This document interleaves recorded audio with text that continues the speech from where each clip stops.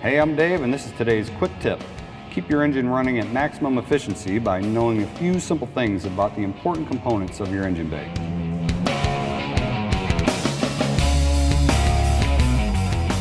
First, know the location of your engine oil dipstick.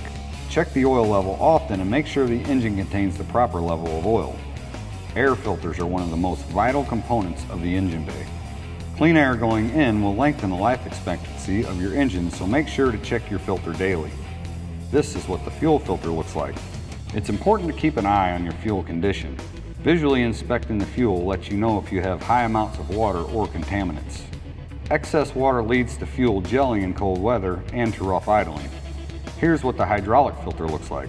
Be sure to follow your machine model's recommended intervals for changing the hydraulic filter. Here's the sight glass for checking coolant levels. Make sure your coolant is filled according to spec. The coolant overfill jug looks like this. Visually inspect the overfill jug so you know that it's at the right level. The block heater is located here.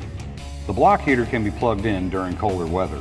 This will keep your coolant warmed up to help the engine upon cold starts.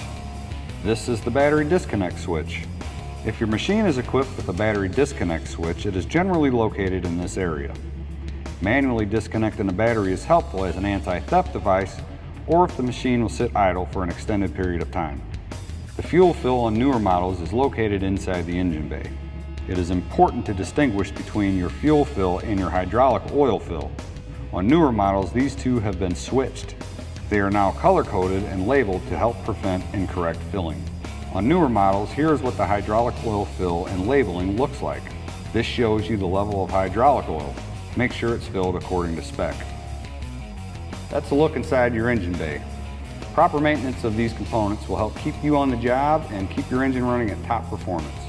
As always, consult your operation and maintenance manual for more information.